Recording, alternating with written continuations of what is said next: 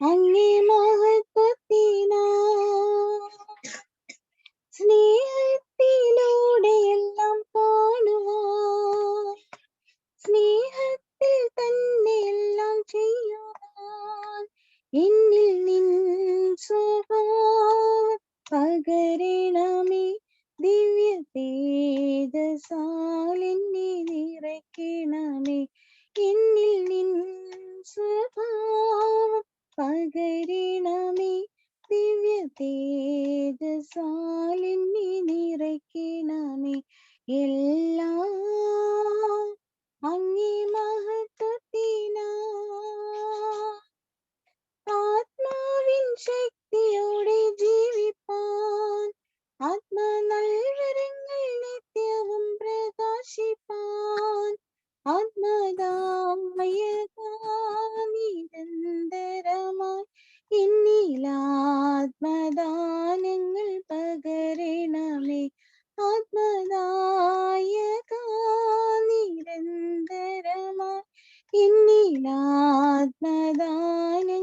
പകരണമേ. എല്ലാം അങ്ങേ മഹത്വത്തിനാ നിന്റെ പേരിൽ ചെയ്യുന്ന വേലകൾ, തിരുനാമവും ധരിച്ചു ചെയ്യും ക്രിയകൾ, ഭൂവിൽ ഞങ്ങൾക്കല്ലവാനവനെ അങ്ങേ വാഴ്വിനായി മാത്രം തീരണമേ. ഭൂവിൽ ഞങ്ങൾക്കല്ലവാനവനെ അങ്ങേ വാഴ്വിനായി മാത്രം തീരണമേ. എല്ലാം അങ്ങേ മഹത്വത്തിനാ വക്രത നിറഞ്ഞ പാപലോകത്തിൽ നീ വിളിച്ചു വേർതിരിച്ച നിഞ്ചിനം, നിന്റെ പുണ്യനാമ മഹത്വത്തിനായി ദിനം ശോഭിപ്പാൻ കൃപ നൽകണമേ. നിന്റെ പുണ്യനാമ മഹത്വത്തിനായി ദിനം ശോഭിപ്പാൻ കൃപ നൽകണമേ. എല്ലാം അങ്ങേ മഹത്വത്തിനാ എല്ലാം അങ്ങേ പുകഴ്ചയ്ക്കുമായി തീർന്നിടണമേ. പ്രിയനേ തിരുനാമമുയർന്നിടട്ടെ, തീർന്നിടണമേ. പ്രിയനേ തിരുനാമമുയർന്നിടട്ടെ.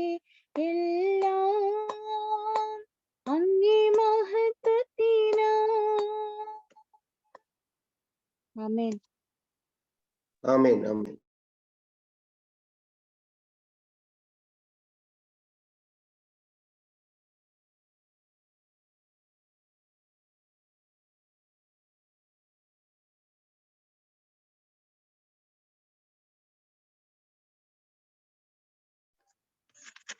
സത്യപ്രദീപ ഗാനങ്ങളിൽ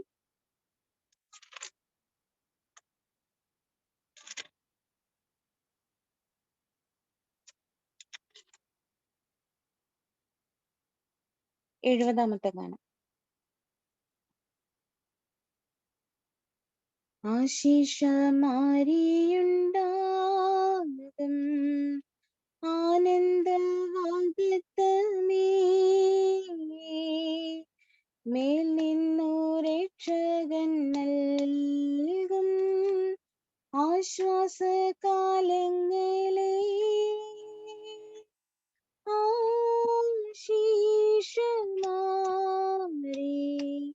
ആശീഷം തീണമേ,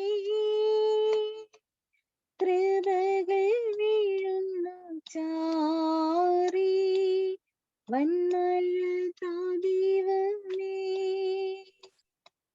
ആശിഷമാരിയുണ്ടാകും വീണ്ടും നല്ലുണർവുണ്ടാകും കുന്നു പള്ളങ്ങളിന്മേലും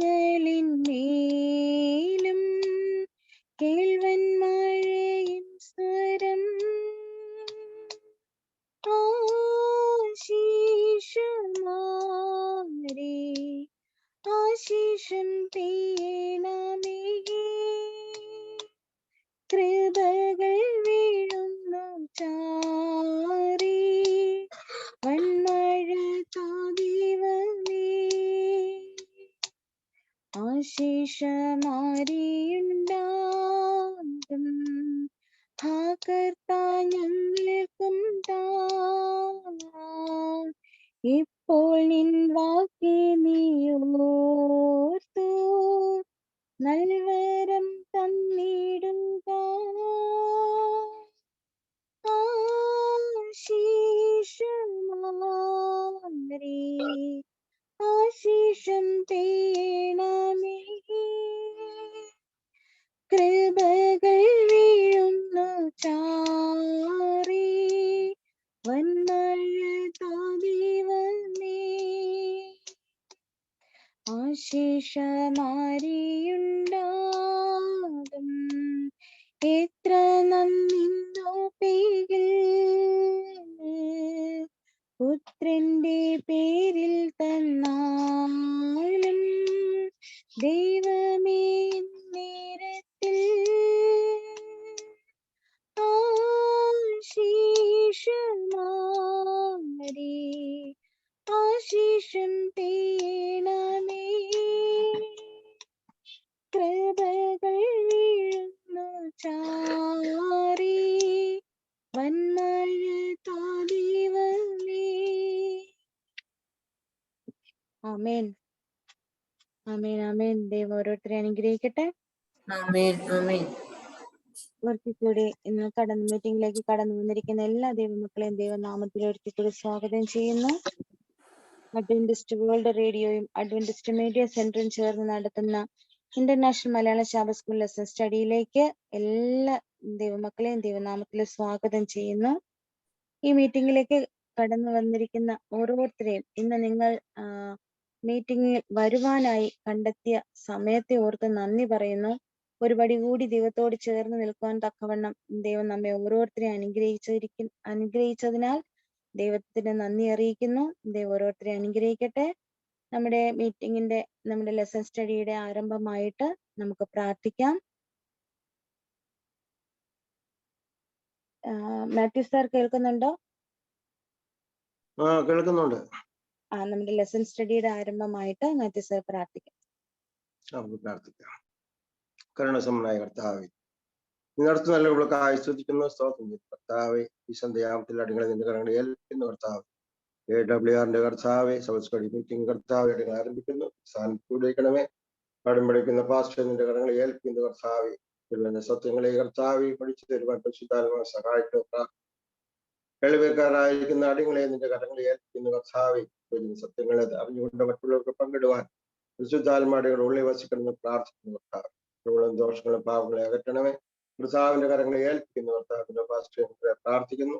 നടക്കുന്ന കർത്താവെ, അതിന്റെ യോഗങ്ങളെ നീ കാത്തു പരിപാലിക്കുന്ന ആത്മാക്കളെ കൂടുതലായി കടന്നു വന്ന് വചനം കേൾപ്പാൻ എല്ലാ വഴികളെ ഓർക്കുന്നത് പ്രാർത്ഥിക്കുന്നു. നിങ്ങളുടെ വചനം യൂട്യൂബിലും എല്ലാം കർത്താവെ ലോകത്തെ നാമത്തിൽ മാത്രം കൊടുപ്പാൻ നീ അവരെ എല്ലാവരുടെ കരങ്ങളെ ഏൽപ്പിക്കുന്നു. ഈ അടികൾക്കായി ജീവനോട് ഞാൻ പൊന്നേശ്വര നാമത്തിൽ താഴ്മ അയക്കുന്നു. കേൾക്കലാവേ. ആമേൻ ആമേൻ ആമേൻ ആമേൻ. ദൈവം അനുഗ്രഹിക്കട്ടെ സാർ. ദൈവനാമത്തിൽ നന്ദി അറിയിക്കുന്നു. നമ്മുടെ ഒരിക്കൽ കൂടി എല്ലാ ദൈവമക്കളെയും ദൈവനാമത്തിൽ സ്വാഗതം ചെയ്യുന്നു. മാത്യു സാറിന്റെ കൂടെ ഒരു അമ്മയെ കാണുന്നു. വളരെ സന്തോഷം. അമ്മയെ ദൈവം ധാരാളം അനുഗ്രഹിക്കട്ടെ. അമ്മയും ഈ മീറ്റിംഗിലേക്ക് ദൈവനാമത്തിൽ സ്വാഗതം ചെയ്യുന്നു. നമ്മുടെ യൂട്യൂബ് ചാനൽ എല്ലാ പേരും സന്ദർശിക്കുക. പ്രത്യേകം ഓർമ്മിപ്പിക്കുന്നു. യൂട്യൂബ് ചാനലിന്റെ പേര് ബിനോയ് ജേക്കബ്, BINOY JACOB. എല്ലാ പേരും ചാനൽ സന്ദർശിക്കുക, സബ്സ്ക്രൈബ് ചെയ്യുക. നിങ്ങളുടെ ഓരോരുത്തരുടെ അഭിപ്രായങ്ങൾ, വിലയേറിയ അഭിപ്രായങ്ങൾ രേഖപ്പെടുത്തുക. ദൈവം ഓരോരുത്തരെ അനുഗ്രഹിക്കട്ടെ. നമുക്ക് ഈ സമയം വളരെ വിലപ്പെട്ട സമയമാണ്. ലെസൺ സ്റ്റഡിക്കുള്ള സമയമാണ്. നമ്മുടെ ലെസൺ സ്റ്റഡിക്കായി ഇന്ന് നമ്മളെ പാഠപഠനത്തിൽ നയിക്കുന്നത് അച്ചൻകുഞ്ഞു സാറാണ്. അച്ചൻകുഞ്ഞു സാറിനെ ദൈവനാമത്തിൽ സ്വാഗതം ചെയ്യുന്നു. സാർ ദൈവത്തിന്റെ മാറ്റമില്ലാത്ത വചനങ്ങളിൽ നിന്ന് ഞങ്ങളോട് അല്പമായി ലെസൺ സ്റ്റഡിക്കായിട്ട് അച്ചൻകുഞ്ഞു സാറിന്റെ ദൈവനാമത്തിൽ സ്വാഗതം ചെയ്യുന്നു. ദൈവം അനുഗ്രഹിക്കട്ടെ.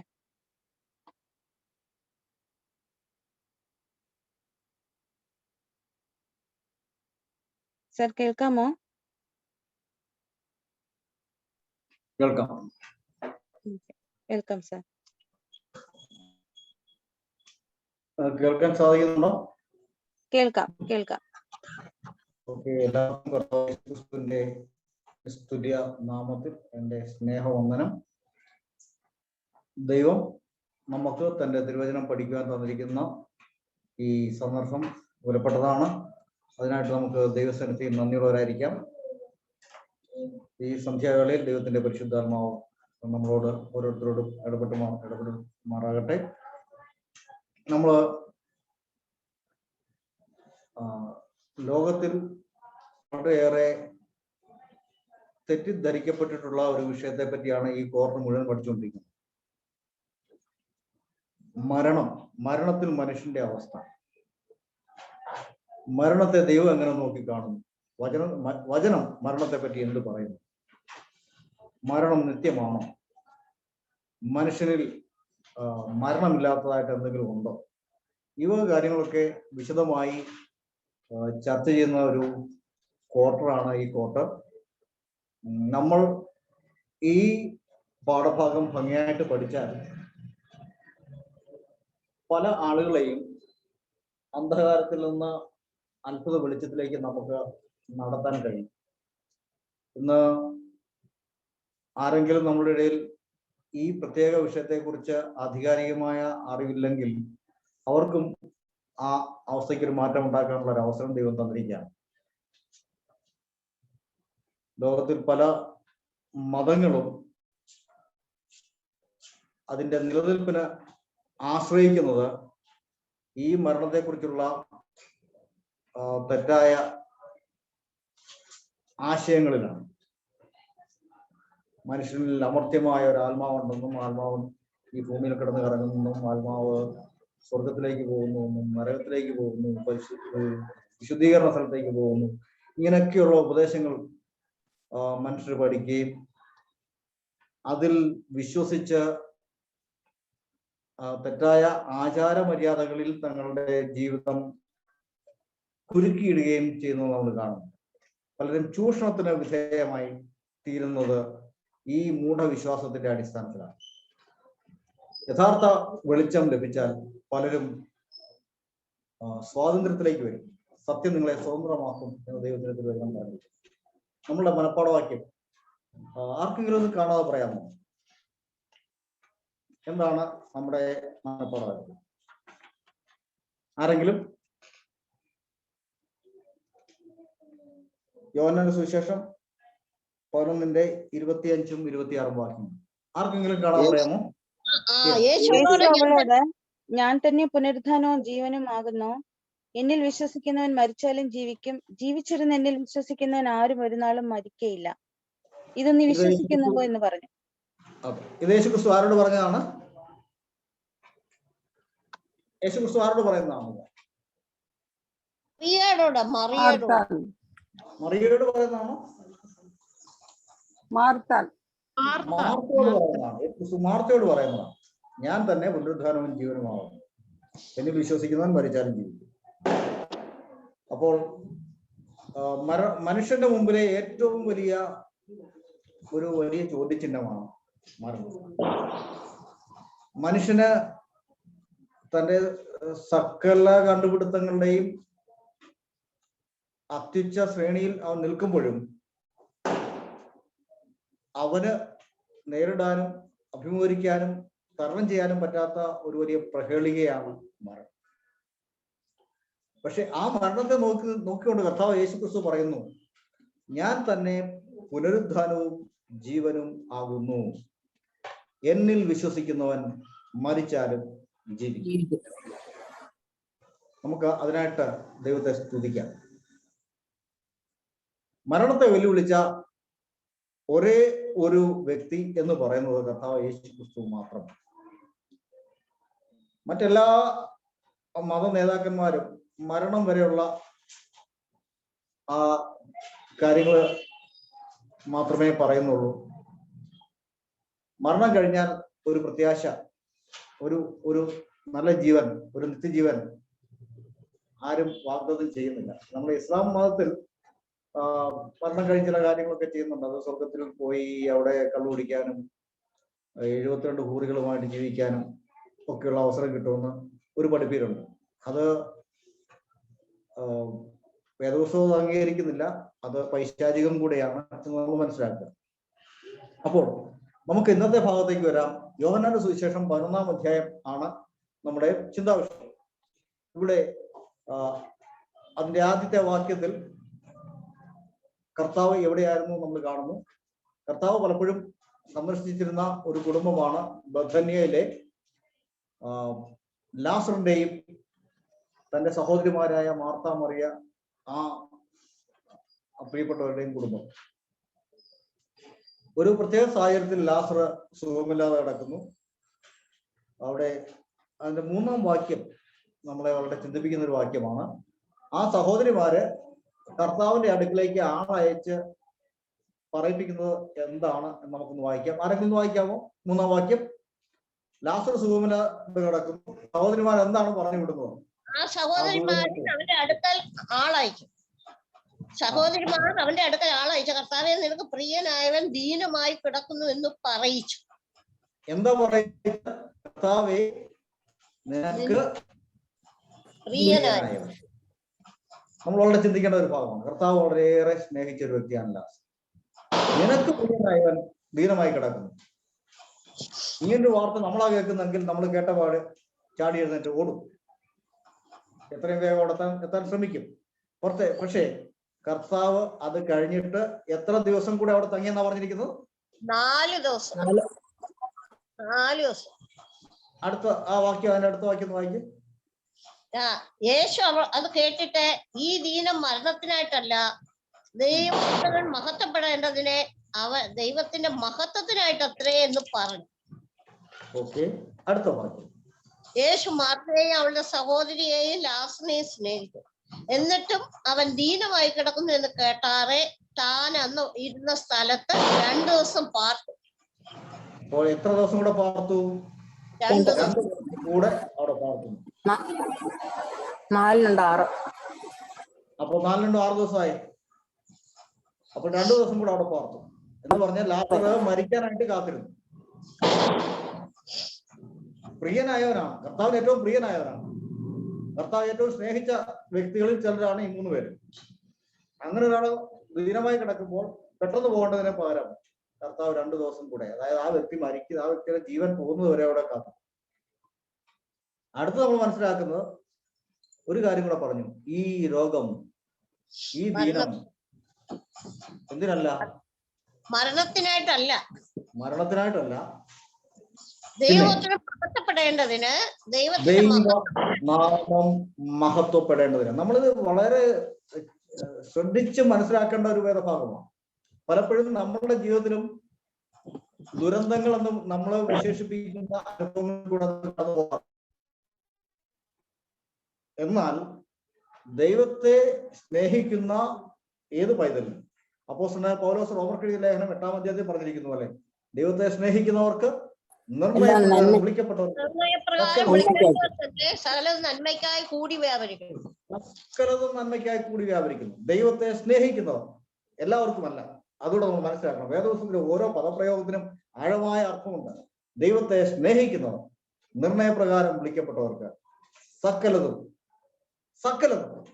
അത് രോഗമായിക്കോട്ടെ, അത് മരണമായിക്കോട്ടെ, ഏത് സാഹചര്യവും കർത്താവ് തന്റെ മഹത്വത്തിനായിട്ട് മാറ്റും, നമ്മുടെ അനുഗ്രഹത്തിനായിട്ട് മാറ്റും. ഇത് തന്നെയാണ് ഇവിടെയും സംഭവിക്കുന്നത്. കർത്താവ് പറഞ്ഞു, ഇത് ദൈവനാമം മഹത്വപ്പെടാൻ വേണ്ടിയാണ്. കർത്താവ് ഇങ്ങനെ പല കാര്യങ്ങളും ലാഘവത്വത്തോടെ കാണുന്നു എന്ന് നമുക്ക് ചിന്ത ഉണ്ടാകുന്ന, തോന്നലുണ്ടാകുന്ന പല വേദഭാഗങ്ങളും വേദപുസ്തകത്തിലുണ്ട്. ഉദാഹരണത്തിന് യായിറോസിന്റെ മകളെ കാണാൻ കർത്താവ് ഇങ്ങനെ പോകുമ്പോൾ അവള് മരണത്തോട് മല്ലടിക്കുകയാണ്. ആ പിതാവ് ഇങ്ങനെ യേശുവിനെ കൂട്ടിക്കൊണ്ട് പോകുന്നു. ആ സമയത്താണ് 12 സംവത്സരം രക്തസ്രവ നിമിത്തം ഭാരപ്പെടുന്ന ഒരു സ്ത്രീ കർത്താവിനെ തൊടുന്നതും കർത്താവ് അവളുമായിട്ട് സംസാരിക്കുന്നതും. അപ്പോൾ ഇങ്ങനെ കൂട്ടിക്കൊണ്ടു പോകുന്ന യായിറോസിന്റെ ഹൃദയം ഇടിച്ചോണ്ടിരിക്കുകയാണ്. എന്താ എന്റെ മോൾക്ക് സംഭവിക്കാൻ പോകുന്നത്? കർത്താവ് കറക്റ്റ് സമയത്ത് വന്നില്ലെങ്കിൽ എന്ത് സംഭവിക്കും? ശിഷ്യന്മാര് ഗലീല കടലിലൂടെ യാത്ര ചെയ്യുന്നു, വള്ളം ആടി ഉലയുന്നു, അവര് തങ്ങൾ മരിച്ചു എന്ന് ചിന്തിക്കുന്നു. പക്ഷെ കർത്താവ് സുഖമായിട്ട് ഉറങ്ങുന്നു. എന്തായി കർത്താവ് ഇങ്ങനെ എന്നൊരു ചോദ്യം അവരുടെ മനസ്സിലുണ്ടായിട്ടുണ്ടാകും. പക്ഷേ സകലത്തിനും പരിഹാരകനായ കർത്താവ് എല്ലാം അറിയുന്നു, എല്ലാം നന്മയ്ക്കായിട്ട് കർത്താവ് മാറ്റും എന്നുള്ളതിന് സംശയമില്ല. ഇവിടെ കർത്താവിനെ വിളിക്കാൻ പോയ ദൂതൻ തിരിച്ചെത്തി. കർത്താവ് വരുമെന്ന പ്രതീക്ഷയിൽ ശങ്കിടിപ്പോടെ മാർത്തയും മറിയയും കാത്തിരിക്കുകയാണ്. നമുക്കറിയാം, അത്യാസന്ന നിലയിൽ ആയിരിക്കുന്ന ഒരു വ്യക്തിയെ നമ്മൾ ആംബുലൻസിൽ ഹോസ്പിറ്റലിലേക്ക് കൊണ്ടുപോകുന്നു. ആ വഴിയിൽ പോകുന്ന വഴിക്ക് ധാരാളം ബ്ലോക്ക് ഉണ്ടെന്ന് ചിന്തിക്കുക. അല്ലെങ്കിൽ നമ്മുടെ നാട്ടിലാണെങ്കിൽ സമരങ്ങളും മറ്റു പ്രശ്നങ്ങളും ഉണ്ട്. വണ്ടി വേഗം പോകുന്നില്ല, ഹോസ്പിറ്റൽ അല്പം അകലെയാണ്. ഈ കൊണ്ടുപോകുന്നവരുടെ മനസ്സിൽ ഉള്ള ഒരു ചങ്കിടിപ്പ് അത് നമുക്ക് എല്ലാവർക്കും ഊഹിച്ച് മനസ്സിലാക്കാൻ സാധിക്കും. ഇതേപോലൊരു ചങ്കിടിപ്പ് മാർത്തയ്ക്കും മറിയയ്ക്കും ഉണ്ടായിക്കൊണ്ടിരിക്കുകയാണ്. എന്തേ കർത്താവ് വരുന്നില്ല? ഞങ്ങളെ ഒരുപാട് സ്നേഹിച്ചെന്ന് ഞങ്ങൾ ചിന്തിച്ച ആ കർത്താവിനെ കാണുന്നില്ല. കർത്താവ് താമസിച്ച് പോകുന്നു. 2 ദിവസം കഴിഞ്ഞു, ലാസർ മരിച്ചു. ഇനി ലാസർ മരിച്ച ഉടനെ കർത്താവ് പോകുന്നില്ല. അപ്പൊ ശിഷ്യന്മാരുടെ കർത്താവ് ആദ്യം പറയുന്നു, ലാസർ, നമ്മുടെ പ്രിയപ്പെട്ട ലാസർ ഉറങ്ങുന്നു. പിന്നീട് ആ ഭാഗം യോഹന്നാൻ പറഞ്ഞിരിക്കുന്നത് അത് മരണത്തെ കുറിച്ചാണ് കർത്താവ് പറഞ്ഞത്. അവർ പറഞ്ഞു, കർത്താവെ, അവൻ ഉറങ്ങുമെങ്കിൽ അവൻ ഉണർന്നുകൊള്ളും. കർത്താവ് പിന്നീട് സ്പഷ്ടമായി പറയുകയാണ്, നമ്മുടെ പ്രിയപ്പെട്ട ലാസർ മരിച്ചുപോയി. അപ്പോൾ മരണത്തെ കർത്താവ് ഉറക്കത്തോടാണ് സദൃശ്യപ്പെടുത്തിയിരിക്കുന്നത്. കാരണം കർത്താവിനെ സംബന്ധിച്ചിടത്തോളം മരണം ഒരു ഉറക്കം മാത്രമാണ്. ഒരു ദൈവ പൈതലിന്റെ മരണം ഒരു ഉറക്കം മാത്രമാണ്. അപ്പോൾ അത് കഴിഞ്ഞിട്ട് ലാസറിന്റെ സമീപത്തേക്ക് കർത്താവ് പോകുന്നു. കർത്താവ് അവിടെ എത്തുമ്പോൾ 4 ദിവസങ്ങൾ കഴിഞ്ഞിരുന്നു. അപ്പോൾ എത്ര ദിവസമായി? ആകെ എത്ര ദിവസം കഴിഞ്ഞു? 6 ദിവസം. 2 ദിവസം കർത്താവ് വൈകി. നീ മരിച്ചു കഴിഞ്ഞ് 4 ദിവസം കഴിഞ്ഞു. അവസാനം കർത്താവ് അവിടേക്ക് പോകുന്നു. ആദ്യം ആ ഗ്രാമത്തിൽ ചെല്ലുന്നില്ല, ഗ്രാമത്തിന്റെ പുറത്ത് കർത്താവ് ചെന്ന് അവിടെ നിന്നു. അവിടെ നിന്നാണ് മാർത്ത ഓടി കർത്താവിന്റെ അടുക്കിലേക്ക് വരുന്നത്. അങ്ങനെ മാർത്തയുമായിട്ടുള്ള സംഭാഷണമാണ് ആദ്യം നടക്കുന്നത്. ആ മാർത്തയോടാണ് കർത്താവ് പറഞ്ഞത്, ഞാൻ തന്നെ പുനരുദ്ധാനവും ജീവനും ആകുന്നു എന്ന്. അതിനുശേഷം മാർത്ത ഇവിടെ ഒരു വാക്യം പറയുന്നുണ്ട്. നമ്മൾ ഈ ആഴ്ച പഠിക്കുന്ന ഭാഗം ഈ പഴയ നിയമത്തിൽ അല്ലെങ്കിൽ ഈ ക്രൂശിന് മുമ്പ് ഉള്ള പുനരുദ്ധാനത്തെ കുറിച്ചാണ്. യേശുക്രിസ്തുവിന്റെ സമയത്തും യേശുക്രിസ്തുവിന്റെ സമയത്തിന് മുമ്പുള്ളവർക്കും പുനരുദ്ധാനത്തെ കുറിച്ച് വിശദമായ അറിവുണ്ടായിരുന്നു എന്ന ഈ വേദഭാഗം വ്യക്തമാക്കുന്നതാണ്. ഇവിടെ മറിയ പറയുന്ന ഒരു വേദഭാഗമുണ്ട്, മാർത്ത പറയുന്ന ഒരു വേദഭാഗമുണ്ട്. യേശു അതിന്റെ 23-ാം വാക്യത്തിൽ യേശു അവളോട്, നിന്റെ സഹോദരൻ ഉയർത്തെഴുന്നേൽക്കും എന്ന് പറഞ്ഞു. മാർത്ത അവനോട്, ഒടുക്കത്തെ നാളിലെ പുനരുദ്ധാനത്തിൽ അവൻ ഉയർത്തെഴുന്നേൽക്കും എന്ന് ഞാൻ അറിയുന്നു. അപ്പോൾ നമ്മൾ ഒരു കാര്യം മനസ്സിലാക്കുക, യേശുക്രിസ്തുവിന്റെ സമയത്തും യേശുക്രിസ്തുവിന്റെ മുൻപും ഉള്ള യഹൂദന്മാർക്ക് മരണത്തെക്കുറിച്ചും പുനരുദ്ധാനത്തെക്കുറിച്ചും അറിവുണ്ടായിരുന്നു. ഇയ്യോബിന് അതേക്കുറിച്ച് അറിവുണ്ടായിരുന്നു, ദാവീദിന് അതേക്കുറിച്ച് അറിവുണ്ടായിരുന്നു. ഈ പുനരുദ്ധാനം എന്ന് പറയുന്നത് യേശുക്രിസ്തു കൊണ്ടുവന്ന ഒരു പുതിയ വിശ്വാസമല്ല. പുനരുദ്ധാനത്തെ കുറിച്ചുള്ള വിശ്വാസം ആദ്യം മുതലുള്ള എല്ലാ ദൈവമക്കൾക്കും ഉണ്ടായിരുന്നു. ആ വിശ്വാസമാണ് അവരെ ഉറപ്പിച്ച ദൈവസന്നിധിയിൽ നിലനിർത്തിയത്. ഇന്നും അതേ വിശ്വാസമാണ് നമ്മളെയും നിലനിർത്തേണ്ടത്. അപ്പോസ്തലനായ പൗലോസ് തനിക്കുള്ളതൊക്കെ, തനിക്ക് ലാഭമായിരുന്നതൊക്കെ ഛേദമായിട്ട് എണ്ണിയത് ഈ ഒരു പുനരുദ്ധാനത്തിൽ പ്രത്യാശ വെച്ചുകൊണ്ടാണ്. അപ്പോൾ ഇവർക്കെല്ലാം പുനരുദ്ധാനത്തെ കുറിച്ച് അറിവുണ്ടായിരുന്നു നമ്മൾ മനസ്സിലാക്കുന്നു. അതിനുശേഷം മാർത്ത പോയി മറിയെ കൂട്ടിക്കൊണ്ടുവരുന്നു. അപ്പോഴും ഗ്രാമത്തിന്റെ പുറത്താണ് യേശുക്രിസ്തു. മറിയ വന്ന് കർത്താവിനെ കാണുന്നു. കർത്താവ് മറിയെ ആശ്വസിപ്പിക്കുന്നു. അതിനുശേഷം കർത്താവ് തന്നെ ഈ കല്ലറയ്ക്കിലേക്ക് കൂട്ടിക്കൊണ്ടുപോകാൻ ആവശ്യപ്പെടുന്നു. നമ്മള് ഒരു കാര്യം എനിക്ക് ഇവിടെ ചർച്ചയ്ക്കായിട്ട് കൊടുത്തിട്ടുണ്ട്.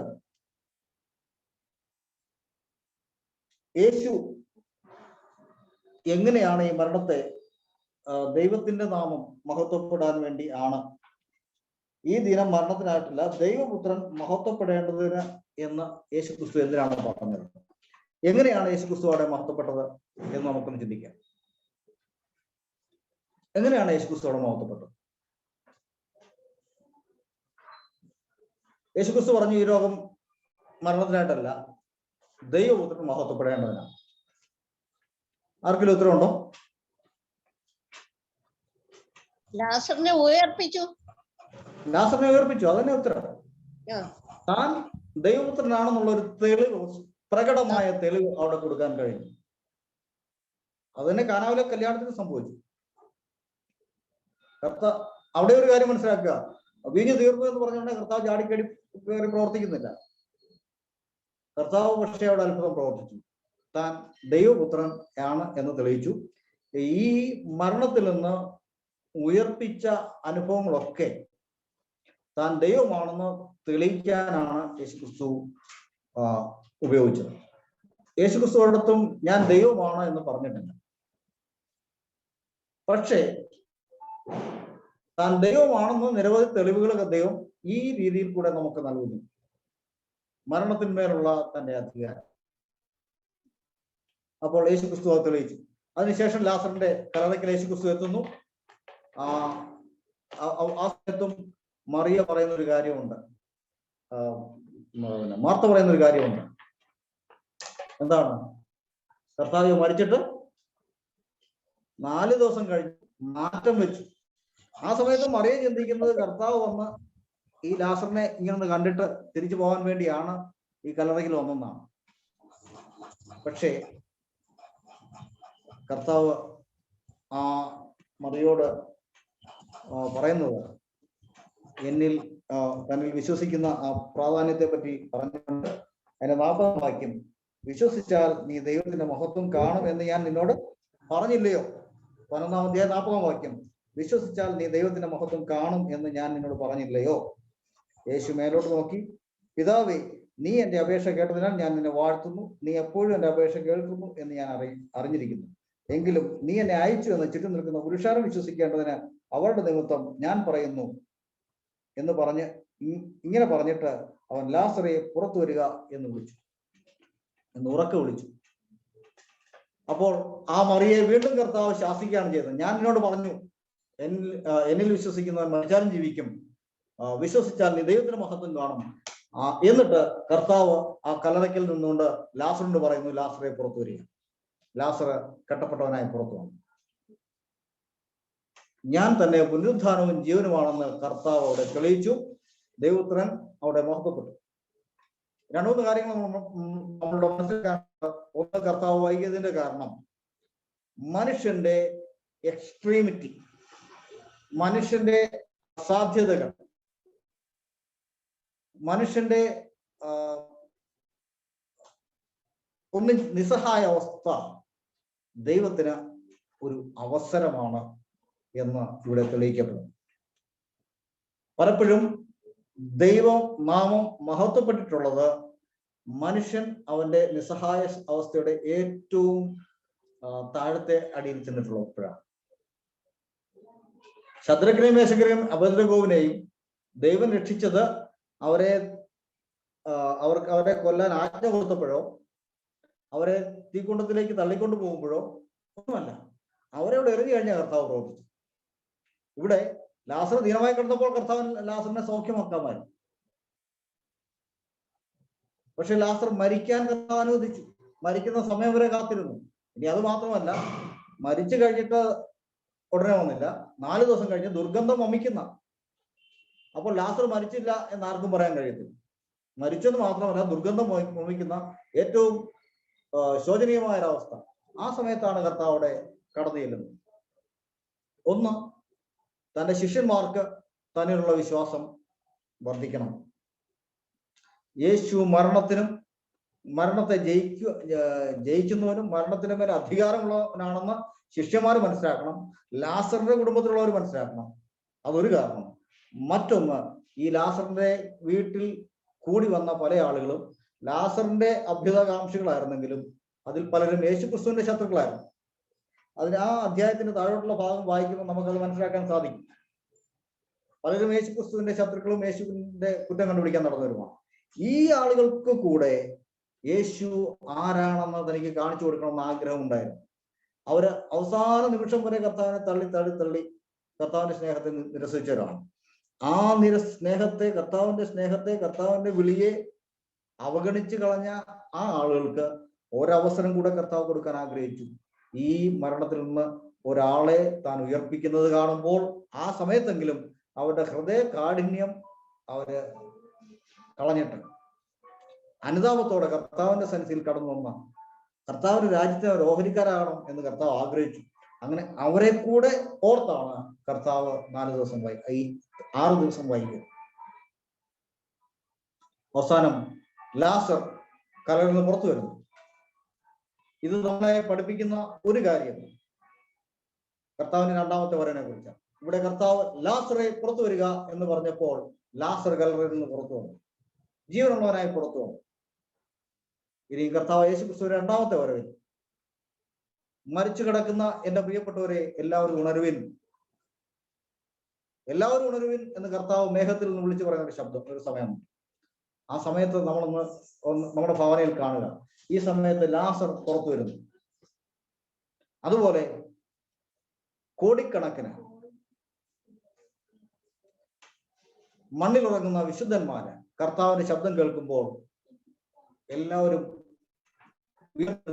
രംഗം നമ്മുടെ ഭാവനയിൽ നമുക്ക് കാണാൻ ശ്രമിക്കുക. മരണത്തിന്റെ മേൽ അധികാരമുണ്ട്. ഒരു ലാസറിനെ ഇവിടെ കർത്താവ് ഉയർപ്പിച്ചു. ഇത് നമുക്ക് വിശ്വാസവും പ്രത്യാശയും തരുന്നു. തന്നിൽ വിശ്വസിച്ച എല്ലാവരെയും കർത്താവിന് ഒറ്റ വാക്കുകൊണ്ട് ഉയർപ്പിക്കാൻ കഴിയും.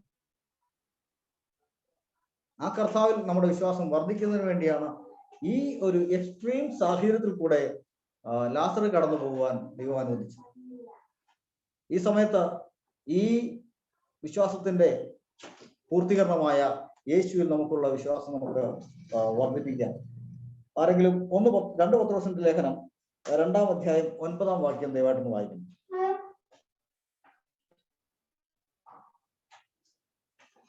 2 പത്രോസ് 2-ാം അധ്യായം 9-ാം വാക്യം.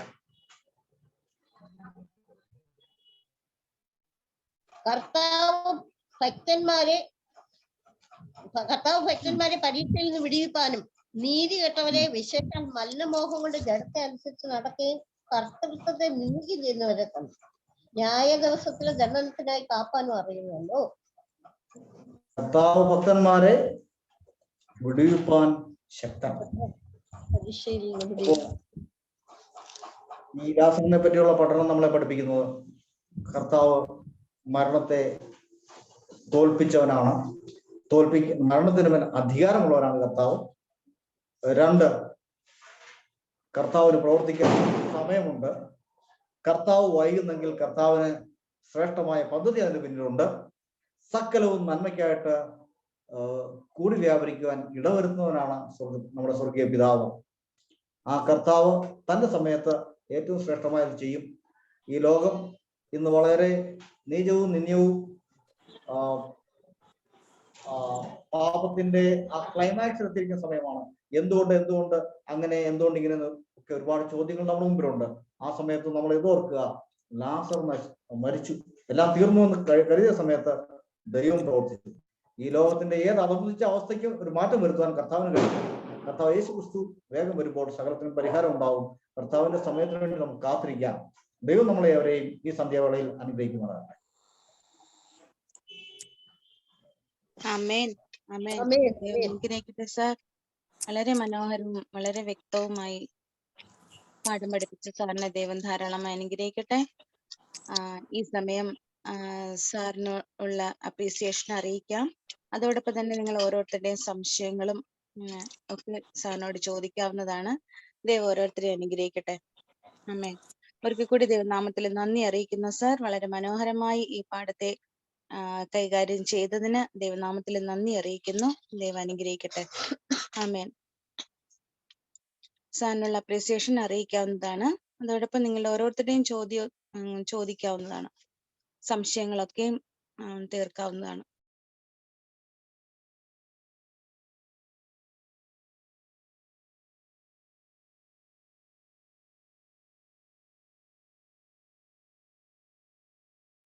പുരുഷോത്തമൻ സാർ കേൾക്കുന്നുണ്ടോ?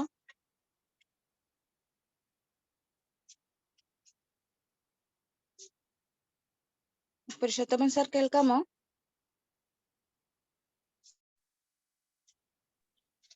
കേൾക്കാം സിസ്റ്റർ. ഞാൻ എനിക്ക് ഒത്തിരി സംസാരിക്കാൻ പറ്റുന്ന ഒരു ഇതിലല്ല ഞാനൊരു പുറത്താണ്. ഓക്കെ ഓക്കെ ഓക്കെ സാരമില്ല. Okay. P V Mathew sir കേൾക്കുന്നുണ്ടോ? കേൾക്കുന്നുണ്ട്. ഈ ഡിസ്കഷൻ സെക്ഷൻ സാർ കൈകാര്യം ചെയ്യുക.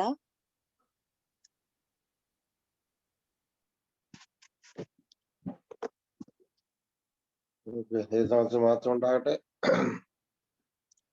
നമ്മൾ ഇന്ന് പഠിച്ച പാഠത്തിന്റെ കാര്യങ്ങളെ പറ്റി ചർച്ചയാണ് നടക്കുന്നത്. അപ്പോൾ ഇവിടെ നമ്മൾ പഠിച്ച പാസ്റ്റർ നമ്മളോട് പറഞ്ഞിരുന്നു, ഇവിടെ യേശു അവിടെ ചെന്ന കഥ, മാർത്തമറിയയുടെ ഭവനത്തിൽ. ഇപ്പോൾ ആ ദേശത്ത് ചെന്ന എത്ര ദിവസമായിരുന്നു നമ്മളെ പഠിപ്പിച്ചു. അത് വളരെ അനുഗ്രഹമായിരുന്നു. എങ്കിലും ദൈവത്തിന്റെ അനുഗ്രഹത്തിനായി എന്ന് പറഞ്ഞു. കാരണം അത് എല്ലാം നടക്കുന്ന ദൈവനാമ മാത്രത്തിനാണ്. അതുകൊണ്ടാണ് ആ ദിവസം അവിടെ കാത്തു വെച്ചതെന്ന് നമുക്ക് മനസ്സിലായി. ഇവിടെ താഴോട്ട് വായിക്കുമ്പോൾ ഈ വാക്യത്തിൽ വിശ്വസിക്കുന്നവർ മരിക്കുന്നതും അടുത്ത വാക്യത്തിൽ വിശ്വസിക്കുന്നവർ മരിക്കാതിരിക്കുന്നതും ഇവിടെ യേശു എന്താണ് നമ്മെ പഠിപ്പിക്കുന്നത്? മത്തായി 11:25-26 ഇതാണ്. യോഹന്നാൻ 11:25-26 അത് ഇന്നത്തെ മനപ്പാഠ വാക്യമായിരുന്നു. ക്രിസ്തുവിന്റെ വാക്കുകളിൽ നിന്നും ഗ്രഹിപ്പാൻ പ്രയാസമായ മരണം എന്നത് ഒരു ഗാഢനിദ്രയാണെന്ന് നാം എങ്ങനെ തിരിച്ചറിയും? അപ്പൊ നമ്മൾ ഈ കഴിഞ്ഞ ആഴ്ചയിൽ എല്ലാം നമ്മൾ പഠിച്ചുകൊണ്ടിരിക്കുന്നത് ഇത് തന്നെയാണ്. എന്താണ് അവിടെ പഠിപ്പിക്കുന്നത്? മരണം ഒരു ഗാഢനിദ്ര എന്നാ പഠിപ്പിക്കുന്നത്. കാരണം നമ്മുടെ ഈ ഒരു പുസ്തകത്തിൽ നമ്മളെല്ലാം പഠിപ്പിച്ചത് അത് തന്നെയാണ്. അവിടെ ഉറക്കത്തെയാണ് പറയുന്നത്. അത് പക്ഷെ അവരുടെ ആ നിദ്രയിൽ ലോകത്ത് നടക്കുന്നൊന്നും അവർ അറിയുന്നില്ല.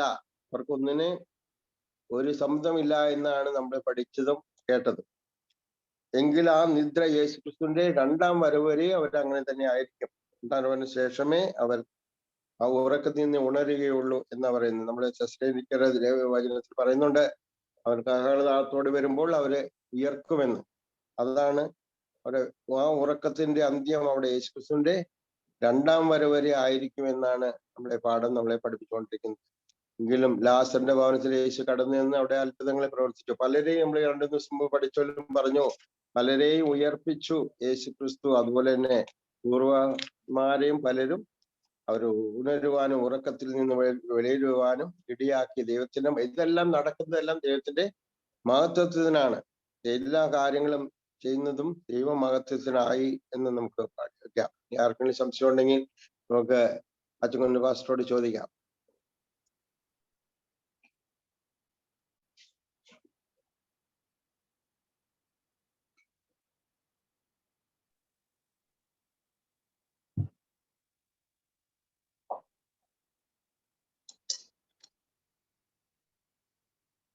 സാറേ, യോഹന്നാന്റെ പുസ്തകം 11-ാം അധ്യായം 25-26 വാക്യങ്ങൾ അതൊന്നുകൂടെ ഒന്ന് എക്സ്പ്ലെയിൻ ചെയ്യാമോ? അത് സെക്കൻഡ് കമ്മിങ് ഓഫ് ജീസസ് ക്രൈസ്റ്റിനെ കുറിച്ചാണോ പറയുന്നേ? യേശു അവളോട്, ഞാൻ തന്നെ പുനരുത്ഥാനവും ജീവനും ആവുന്നു.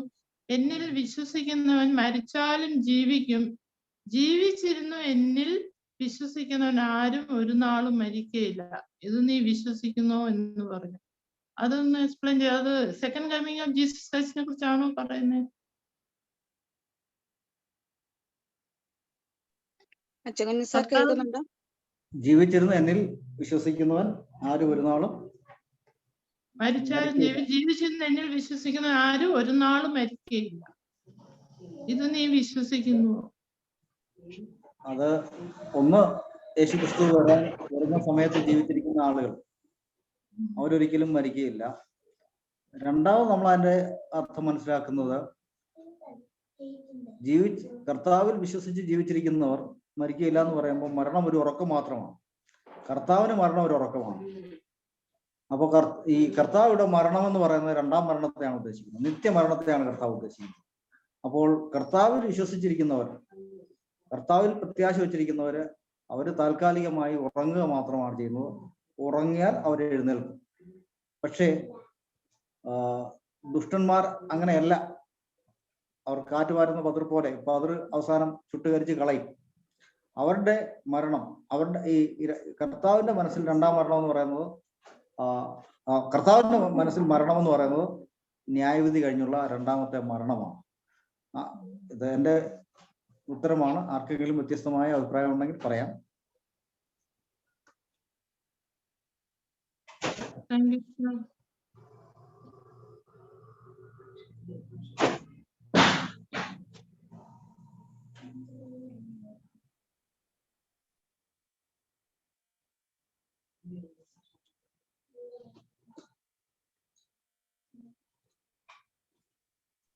ഇവിടെ അതിനകത്ത് ഒരു വചനം കൂടെ നമ്മളോട് പറയുന്നുണ്ട്. യേശു അവന്റെ മരണത്തെ കുറിച്ചായിരുന്നു പറഞ്ഞത്, ഉറക്കം എന്ന നിദ്രയെ കുറിച്ച് പറഞ്ഞു എന്നോട് പറയുന്നത്. പക്ഷെ അവിടെ 12ാമത്തെ വചനം, ശിഷ്യന്മാർ അവനോട് കർത്താവെ അവൻ നിദ്ര കൊള്ളുന്നു എങ്കിൽ അവന് സൗഖ്യം വരും എന്ന് പറഞ്ഞു. അപ്പൊ ആ നിദ്ര ഏത് നിദ്രയാണെന്ന് നമുക്ക് ചിന്തിക്കാം. അവിടെ ശിഷ്യന്മാര് പറയുന്ന നിദ്ര നമ്മൾ രാത്രി ഉറങ്ങുന്ന ഉറക്കത്തെ കുറിച്ചാണ്. അത് മരണമാണെന്ന് കർത്താവ് മരണത്തെ കുറിച്ചാണ് പറഞ്ഞതെങ്കിലും ശിഷ്യന്മാരത് മനസ്സിലാക്കിയില്ല. അവര് നമ്മള് വൈകുന്നേരം ഉറങ്ങുന്ന അല്ലെങ്കിൽ ക്ഷീണം വരുമ്പോൾ ഉറങ്ങുന്ന ഉറക്കമാണ് കർത്താവ് ഉദ്ദേശിച്ചതെന്നാണ് അവര് കരുതിയത്. അത് തന്നെയാണ് അതിന്റെ ശരിക്കുള്ള ഉത്തരം. കാരണം അവരുടെ ഈ ലോകത്തിലുള്ള നിദ്രയെ പറ്റിയാണ് ചിന്തിച്ചത്. നമ്മൾ സാധാരണ ഒന്ന് ഉറങ്ങുന്നു, ഉറക്കം, ആ നിദ്രയാണ് അവര് ഉദ്ദേശിച്ചതെന്ന് നമുക്ക് മനസ്സിലാക്കാം.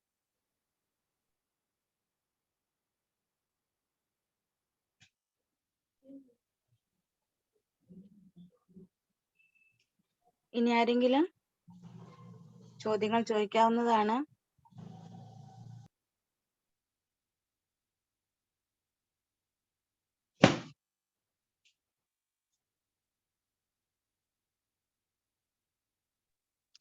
ഇവിടെ പിന്നെയും നമ്മൾ ഒരു വചനം അവിടെ പറയും, യേശു ലാസറെ പുറത്തു വരിക എന്ന് ഉറക്കെ വിളിച്ചു. അപ്പോൾ തന്നെ അവിടെ കൂടിയിരുന്ന ജനം ദൈവത്തിന്റെ ജീവദായക ശക്തി ദർശിച്ചു എന്ന് നമ്മൾ വചനോടെ പഠിപ്പിക്കുന്നുണ്ട്. അപ്പോൾ നമ്മുടെ ആ കൂടിയിരിക്കുന്ന ജനം തന്നെയല്ല, പിന്നെയുള്ള തലമുറകൾക്കും ദൈവത്തിന്റെ ശക്തി കാണുവാനായി ഇടയായി എന്ന് നമുക്ക് കാണാം. കാരണം എന്താണ്? അതുകൊണ്ടാണ് പറയുന്നത്, തന്റെ വചനത്താൽ ഈ ലോകം അതിലുള്ളതൊക്കെ സൃഷ്ടിച്ചവനായ അതേ ശക്തി, ആ ശക്തി തന്നെയാണ് ദൈവം ലാസറെ പുറത്തു വരിക എന്ന് വിളിച്ചപ്പോഴും ചെയ്തത്. അതാണ് ശക്തി. അതാണ് അവർക്ക് ദർശിപ്പാനായി ഇടയാക്കിയത് എന്ന് നമുക്കിവിടെ മനസ്സിലാക്കാം. അതുകൊണ്ടാണ് തന്റെ വചനത്താൽ ഈ ലോകവും അതിലുള്ളതെല്ലാം സൃഷ്ടിച്ച അതേ ശക്തി ഒടുക്കത്തെ നാളിൽ ഈ ഭൂതലം എങ്ങുമുള്ള സകല മൃതന്മാരെയും ജീവിപ്പിക്കുന്ന അതേ ശക്തി ആണെന്ന് പറയുന്നത്. അപ്പോൾ ഈ മരിച്ചവരെ ഉയർപ്പിക്കുന്ന അതേ ശക്തി യേശുക്രിസ്തുവിന്റെ രണ്ടാം വരവിലും നമുക്ക് കാണുവാനായി ദർശിക്കുവാനായി സാധിക്കുമെന്ന് തിരുവചനം നമ്മളെ ഓർമ്മിപ്പിക്കുന്നു.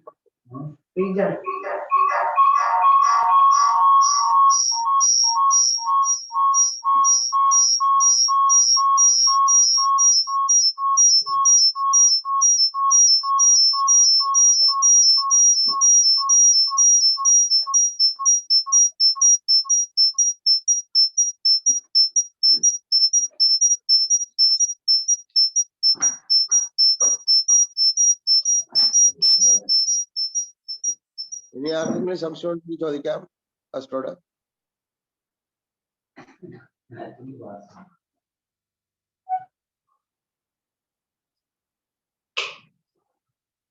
അപ്പഴേ ഓഫ് ചെയ്തോ?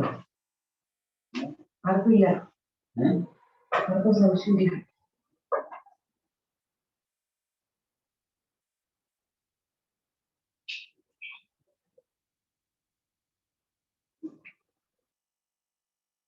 പാഠത്തിന്റെ അവസാന ഭാഗത്തേക്ക് വരുമ്പോഴും നമുക്ക് ഒരു കാര്യം കൂടെ നമ്മെ ഓർപ്പിക്കുന്നുണ്ട്. നമ്മെ പോലെയുള്ള എല്ലാവരും മരിക്കുന്ന മരണത്തെ യേശു തോൽപ്പിക്കും എന്നവിടെ നമ്മൾ കുഞ്ഞു പാടുന്നത് ഓർമ്മ വന്നു. അവിടെ ആരൊരു മേക്ക് തോന്നായിരിക്കുന്നു. അപ്പോൾ ഇതാണ് ഇവിടെ പറയുന്നത്, നമ്മെ പോലെയുള്ള എല്ലാവരും മരിക്കുന്ന മരണത്തെ യേശു തോൽപ്പിക്കും. കാരണം നമ്മൾ മരിച്ചാലും യേശുക്രിസ്തു നമ്മളെ, യേശുക്രിസ്തു വിശ്വസിക്കുന്നവർ വീണ്ടും ജീവിക്കുമെന്ന് പറഞ്ഞ അതുകൊണ്ടാണ് നമ്മളെ മരണത്തെ യേശുക്രിസ്തു തോൽപ്പിച്ച് നമ്മളെയും ജീവനുള്ളവരാക്കി തീർക്കുവാൻ ദൈവത്തിന് ഇടയാക്കും. ദൈവം നമ്മളെ ഇടയാക്കും എന്നുള്ള വിശ്വാസം നമുക്ക് എല്ലാവർക്കും വേണം എന്ന് തിരുവചനം നമ്മളെ ഓർമ്മിപ്പിക്കും.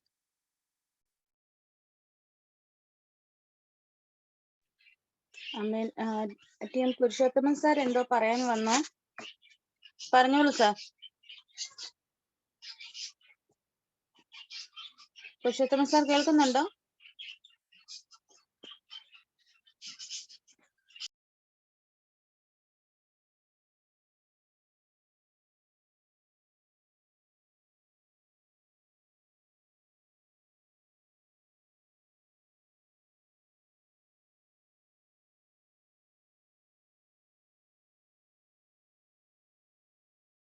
മാത്യു സാർ കണ്ടിന്യൂ ചെയ്തോളൂ.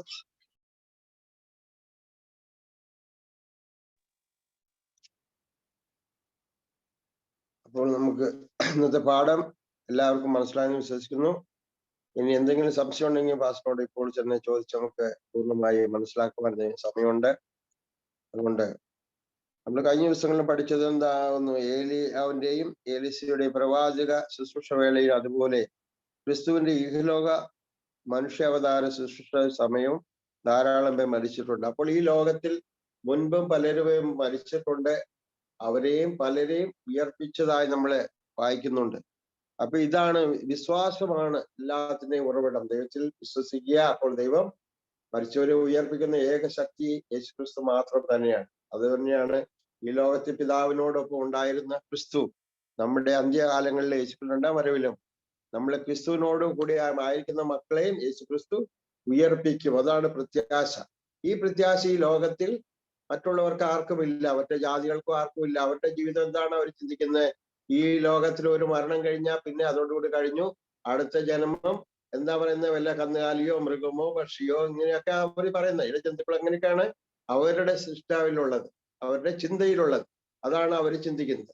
എങ്കിലും നമ്മുടെ കർത്താവ് യേശുക്രിസ്തു നമുക്ക് തന്ന പഠനം, നമുക്ക് തന്ന പ്രത്യാശ, അത് നമുക്ക് നശിച്ചു പോകാത്ത പ്രത്യാശയാണ്. ഈ ലോകത്തിലും വരുവാനുള്ള ലോകത്തിലും യേശുവിനോട് കൂടി ജീവിപ്പാൻ, താമസിപ്പാൻ നമ്മളെ ഒരുക്കും. അതാണ് നമ്മുടെ പ്രത്യാശ. നമ്മുടെ പ്രത്യാശയ്ക്ക് ഒരിക്കലും ഭംഗം വരികയില്ല എന്ന് പറയുന്നത്. നമ്മൾ ആദ്യം പഠിച്ചു എന്താണ്? പിന്നെയും നമ്മൾ പറഞ്ഞു പൂർവന്മാർ മരിച്ചവർ ഒരിക്കലും അവർ പോയിട്ടില്ല, അവർ ഈ ലോകത്തിലുണ്ട്. അതുകൊണ്ടാണ് നമ്മൾ കഴിഞ്ഞ പ്രാവശ്യം പഠിച്ചപ്പോഴും പറഞ്ഞു എന്താണ്? ഏപ്രിൽ 11 39-40 വചനം നമ്മളെ പഠിപ്പിച്ചു, പിന്നെയും കൽപ്പിച്ചു. പൂർവന്മാർ അവരിപ്പോഴും ഉറങ്ങുകയാണ്, അവരിപ്പോഴും ഉറങ്ങുകയാണ്. ഈ ലോകത്തിനാരും കടന്നു പോയിട്ടില്ല എന്ന് നമുക്ക് കാണാം. അപ്പോൾ ഇവരെല്ലാം എന്നാണ് ഇനി ഉയർക്കുന്നത്? യേശുക്രിസ്തു രണ്ടാം വരും.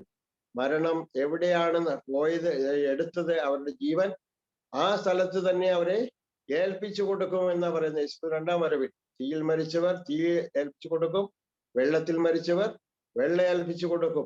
ഏത് സ്ഥലത്തും അവരെ ആത്മാവ് പോയോ ആ സമയത്ത് അവർ അവിടുന്ന് തന്നെ ഉയർക്കും, യേശുവിനോടുകൂടി ചേരുവാൻ ഇടയാകും. കാരണം അതുകൊണ്ട് നമ്മുടെ ജീവിതത്തിൽ എവിടെ മരണം എവിടെ വരുന്നത് ആർക്കും അറിയത്തില്ല. എങ്കിലും ആ മരണപ്പെട്ട അതേ അവസ്ഥയിൽ നിന്ന് ഈ ലോകം അവർക്ക് ദൈവത്തിന്റെ കൈകളിൽ ഏൽപ്പിച്ചു കൊടുക്കും. അതാണ് നമ്മുടെ പ്രത്യാശ. ദൈവത്തിൽ നമ്മുടെ പ്രത്യാശയോട് നമ്മൾ ഒന്നുകൊണ്ടും മരണം വരുമല്ലോ എന്നുള്ള ഭയപ്പെടേണ്ടതായ ഒരു ആവശ്യമില്ല. എപ്പോഴും ക്രിസ്തുയേശുവിൽ സന്തോഷമുള്ളവരായിരിക്കണമെന്ന് ദൈവം നമ്മളോട് പഠിപ്പിക്കുന്നത്. യേശുവിനോട് ചേർന്ന് നടക്കണം.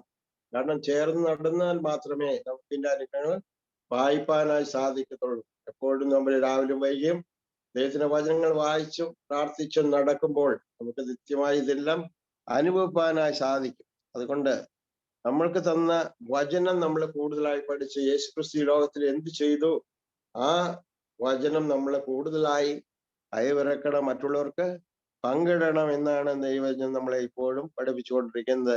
അതിൽ നമുക്ക് പ്രത്യാശ വെക്കാം. ഇനി ആർക്കെങ്കിലും ചോദ്യങ്ങൾ ചോദിക്കാണ്ട്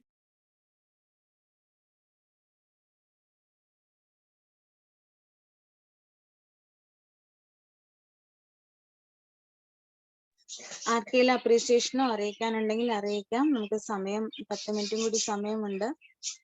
ദൈവം അനുഗ്രഹിക്കട്ടെ. ചോദ്യങ്ങൾ ചോദിക്കാവുന്ന സമയമാണിത്. ചോദ്യങ്ങൾ ചോദിക്കാം. ദൈവം അനുഗ്രഹിക്കട്ടെ. അല്ല, ഇന്നത്തെ ക്ലാസ് വളരെ മനോഹരമായിട്ടും സാർ പഠിപ്പിച്ചു. സാറിന്റെ ക്ലാസ് എപ്പോഴും വളരെ നല്ലതാണ്. എക്സ്പ്ലെയിൻ ചെയ്ത് വളരെ മനോഹരമായി പഠിപ്പിച്ചത്. ദൈവം സാറിനെ കൂടുതൽ അനുഗ്രഹിക്കുമാറാകട്ടെ. ആമേൻ. Thanks sister. ദൈവം അനുഗ്രഹിക്കട്ടെ.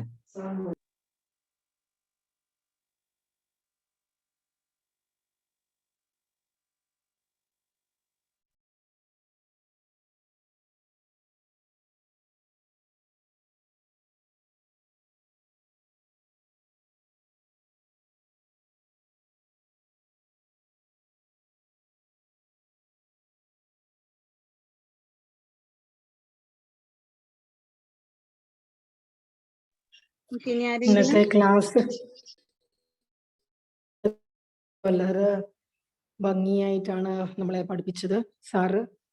പലർക്കും സംശയമുള്ളൊരു വലിയൊരു വിഷയമാണ് ഇത്. പക്ഷെങ്കിൽ വളരെ ലളിതമായിട്ട് തന്നെയാണ് സാർ അത് പറഞ്ഞ് നമ്മളെ പഠിപ്പിച്ച്. ദൈവം അനുഗ്രഹിക്കട്ടെ. ആമേൻ ആമേൻ.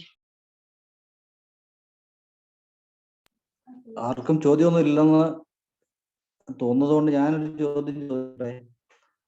ലാസർ മരിച്ചു കഴിഞ്ഞിട്ട് എവിടെയാണ് പോയത്? നമ്മൾ ഒരുപാട് ദിവസങ്ങളിൽ പഠിച്ചൊരു വിഷയം തന്നെയാണ്.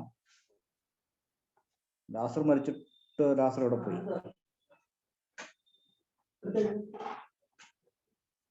സ്വർഗത്തിൽ പോയോ? നരകത്തിൽ പോയോ? ശുദ്ധീകരണ സ്ഥലത്ത് പോയോ? അതോ ഇനിയും വല്ല മൃഗങ്ങളായിട്ടോ ഇഴജാതിയായിട്ടോ മാറിപ്പോയോ?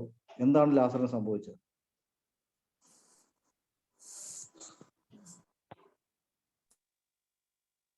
മരണത്തിന് ശേഷം നമ്മളെല്ലാവരും കിടക്കുന്ന ഒരു സ്ഥലമല്ലേ സാറേ പാതാളം, അതായത് ശവക്കുഴി. അപ്പൊ അവിടെ ആയിരുന്നില്ലേ യേശുക്രിസ്തു വരുന്നതും വരെ ലാസർ?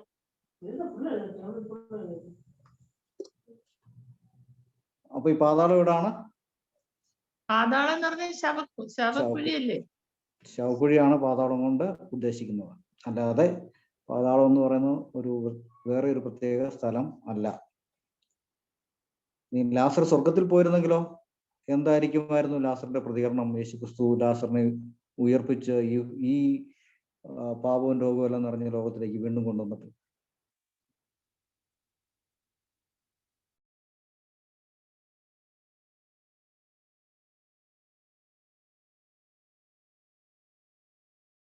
ലാസർ മരിച്ചപ്പോ പോയത് സ്വർഗത്തിലാണെന്ന് സങ്കല്പിക്കുക.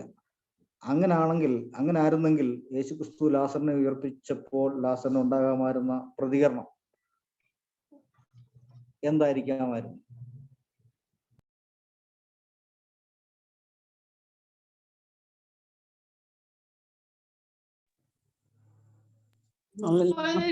ലാസർ ഒന്നും പറയുന്നതായിട്ട് കാണുന്നില്ലല്ലോ അവിടെ. പിന്നെ ലാസർ ഒന്നും പറയുന്നില്ല. താൻ സ്വർഗത്തിലായിരുന്നോ നരകത്തിലായിരുന്നോ? ലാസറുമായി 4 ദിവസം മരിച്ചു കഴിഞ്ഞിട്ട് ലാസർ എവിടെയായിരുന്നു? ലാസർ പറയുന്നില്ല. നമ്മളങ്ങനെ അതെ, മേരി ആന്റി പറഞ്ഞു. നമ്മളങ്ങനെ സങ്കല്പിക്കുകയാണെങ്കിൽ തീർച്ചയായിട്ടും ലാസറസിനെ തിരികെ ഈ ഭൂമിയിലേക്ക് കൊണ്ടുവന്നപ്പോൾ കർത്താവിനോട് ചോദിക്കണമായിരുന്നു, അയ്യോ എന്തിനാണ് എന്നെ തിരിച്ച് ഈ ഇരുണ്ട് ഭൂമിയിലേക്ക്, പാപം നിറഞ്ഞ ഭൂമിയിലേക്ക് കൊണ്ടുവന്നത്? അതെ, ലാസർ സ്വർഗത്തിലായിരുന്നെങ്കിൽ പിന്നെ വീണ്ടും യേശുക്രിസ്തു അവിടെ വന്ന് ഉയർപ്പിക്കേണ്ട ആവശ്യമില്ലായിരുന്നു. ആമേൻ. അപ്പോൾ മരിച്ചവർ നേരെ സ്വർഗത്തിൽ പോകുന്നെങ്കിൽ യേശുക്രിസ്തുവിന് രണ്ടാമത് വരേണ്ട ഒരാവശ്യവും ഇല്ല. ഇനി മരിച്ച ദുഷ്ടന്മാര് നേരെ നരകത്തിലാ പോകുന്നെങ്കിൽ വീണ്ടും ഒരു ന്യായവിധിയുടെ ആവശ്യവുമില്ല.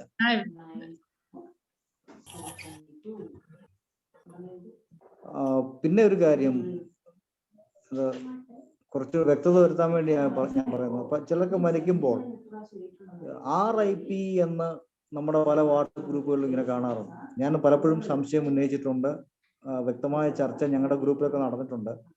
Rest in peace, RIP. ഇത് നമ്മൾ ചെയ്യുന്നത് ശരിയാണോ? എന്താണ് ഇതിന്റെ കാരണം? എന്താണ് ഈ RIP കൊണ്ട് ഉദ്ദേശിക്കുന്നത്? ആർക്കെങ്കിലും ഒന്ന് പറയാമോ? RIP എന്ന് വെച്ചാൽ റെസ്റ്റ് ഇൻ പീസ്. അത് ഉറക്കമല്ലേ സാറേ? ഉറങ്ങുന്ന സുഖത്തിലെ ആരുറങ്ങുന്നു? ആ വ്യക്തി, മരിച്ച വ്യക്തിയെ അതല്ലേ നമ്മൾ ഉദ്ദേശിക്കുന്നത്? ഉറക്കം അത്രേ. അല്ല, അതുകൊണ്ട് ഉദ്ദേശിക്കുന്നത് ആ മരിച്ച വ്യക്തി ഉടനെ അങ്ങ് സ്വർഗത്തിൽ പോകുന്നതാണ്. ഒരു ദിവസം ഇതിനെ കുറിച്ച് നമ്മുടെ പൈസർ കോളേജിലെ ശരത്ബാബു സാർ പ്രസംഗിച്ചതാണ്. അങ്ങനെ എഴുതുന്നത് തെറ്റാണ്. കാരണം ഒരു വ്യക്തി മരിച്ച ഉടനെ സ്വർഗത്തിൽ പോകുന്നില്ല, ജീവൻ മാത്രമേ പോകുന്നു. ദൈവത്തിന്റെ രണ്ടാം വരവിലെ ആ വ്യക്തി സ്വർഗത്തിലേക്ക് പോകുന്നുള്ളൂ. അതുകൊണ്ട് RIP എന്ന് എഴുതുന്നത് തെറ്റാണെന്നാണ് അന്ന് ശരത്ബാബു സാർ പ്രസംഗിച്ച ഞാൻ കേട്ടിരുന്ന ഒരു പ്രാവശ്യം. പക്ഷെ എല്ലാരും അങ്ങനെ എഴുതുന്നുണ്ട്, അത് തെറ്റാണെന്നാണ് എനിക്ക് തോന്നുന്നത്. അല്ല, അതുകൊണ്ട് ഉദ്ദേശിക്കുന്ന ഉറക്കം എന്നുള്ള ആയിരിക്കുമല്ലോ. റെസ്റ്റ് എടുക്കുകയാണ്. in peace. V A Thomas sir അല്ലെങ്കിൽ മേരി ആന്റി ഒന്ന് ഇടപെടാമോ? ഇത് തോമസ് സാർ ഇപ്പൊ ഇവിടെ ഇല്ല. ഇത് ശരിക്കും ലോകപ്രകാരം പറയുന്നത് ആ ഒരു ആത്മാവിൽ വിശ്വസിക്കുന്ന ഒരു ആത്മാവിനോട് പറയുന്നതാണ് യു റെസ്റ്റ് ഇൻ പീസ്. അതായത് നീ സമാധാനത്തോടെ വിശ്രമിച്ചോന്ന്. അപ്പൊ അത് ഒരു തെറ്റായ ഒരു ധാരണയും ആ തെറ്റായ പഠിപ്പീരുമാണ്. നമ്മൾ ഒരിക്കലും വേദപുസ്തകം അതിന് അനുകൂലമായിട്ട് ഒന്നും തന്നെ പറയുന്നില്ല. ശരിയാണ്. നമ്മൾ അങ്ങനെ പറയരുതെന്നാണ് ശരത് സാർ പറഞ്ഞത്. അത് തെറ്റാണ്. മരിച്ച ഒരു വ്യക്തി ഉടൻ തന്നെ സ്വർഗത്തിലേക്ക് പോകുന്നില്ല. അങ്ങനെയെങ്കിൽ യേശുക്രിസ്തു വീണ്ടും രണ്ടാമത് വരേണ്ട ആവശ്യമില്ല. അങ്ങനെ ഒരു മെസ്സേജ് ഞാൻ കേട്ടിരുന്നു സാർ പറയുന്നത്. ഓക്കെ, കുറച്ചുകൂടെ വ്യക്തതയ്ക്ക് വേണ്ടി പറയട്ടെ.